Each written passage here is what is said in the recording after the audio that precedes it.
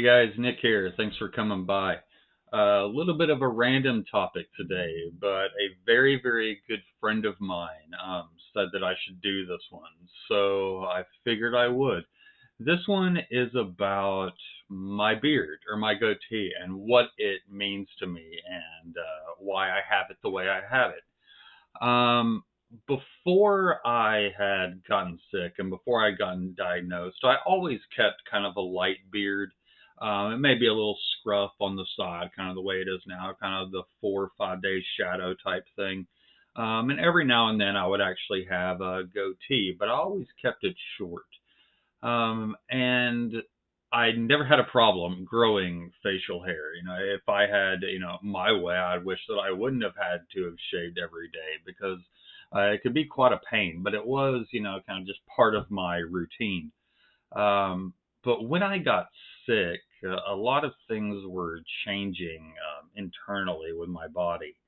Obviously, I had lost all the weight, that I had talked about, and I was bloating and retaining water, all this kind of different things. But the biggest change was I stopped growing hair.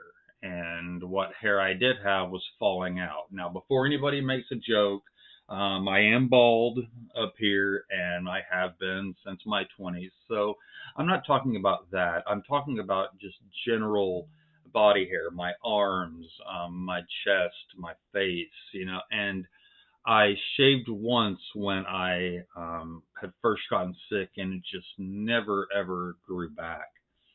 And that's also obviously when I had gotten sober.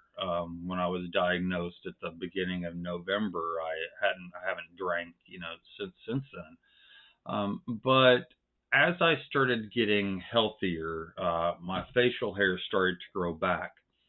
And because I was so happy, it was almost like a sign that I was getting better. So I didn't shave for a long time, and the reason I had the goatee is because I haven't shaved this since I got sick. And so it's taken on many different forms. I mean, it was short for a while. For a while I had the mustache with it.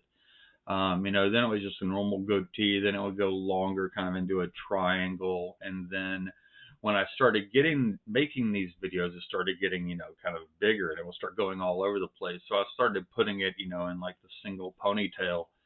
Now I've got it in a braid because the ponytail was just becoming way, way too long. But I'm not shaving it. I'm actually keeping it because to me, it symbolizes a lot of different things for me. Every time I look in the mirror, it resembles hope. It's kind of my journey. I mean, there's gray in there. There's dark hairs in there. I kind of have this dark streak that goes down the middle. But it represents kind of how far I've come since I was diagnosed, and also how far I've come, with my sobriety. And it's something that I can always have with me. You guys see me play with it and stuff sometimes in videos, or it's kind of a nervous tick that I'll do sometimes. But I didn't really realize that that's what it had become and what it had meant to me until probably just a few months ago. I think I was kind of doing it subconsciously, but uh, hope is very, very important, and keeping something to drive and giving you a reminder. It's like a road, that you're kind of traveling down. And for me, that really, having that visual is so important. Even if I'm looking at my cell phone and I see the reflection, or just walking by, it's become a sense of pride for me, and it's become something more than just a fashion statement. Whether it's in fashion, out of fashion, I really don't care. To me, it means something huge. So I'm interested to know what gives you guys inspiration and kind of what gives you guys hope, whether it's a book that you read or a hobby, crafts. Whether it's some people like going to the shooting range, some people like swimming, some people like exercise. So I'm really interested in what you guys get your motivation from.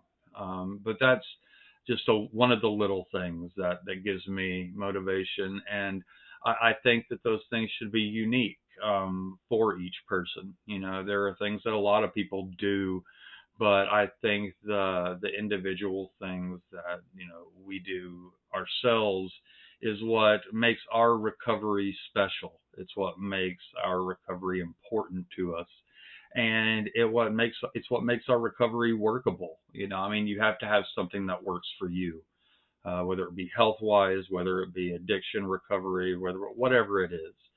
Um, so just a real short video today. I'm glad you guys are enjoying. Again, I get to talk to so many great people because of this channel, and it's just a blessing in my day. So I've created playlists for all of my previous videos going over the different topics and areas, as always, that I've discussed, whether it be recovery, whether it be my diagnosis, whether it be surgical stuff, diet, all of it's put in nice little playlists for you. So as always, in my description below is my group for liver disease and support. It's called East Tennessee Liver Disease and Support. No judgment, but is not limited to Tennessee. I've got people from all over the world in that group. So just click the link, send an invite, agree to the terms, and you're in. It is Tuesday. I hope you guys have a great rest of the week, and keep an eye out for more videos. If you'd like anything specific for me to go over, just shoot it in the comments or shoot me a message, however you'd like to do so, and I'm happy to address it. Thanks so much, guys, and have a great day.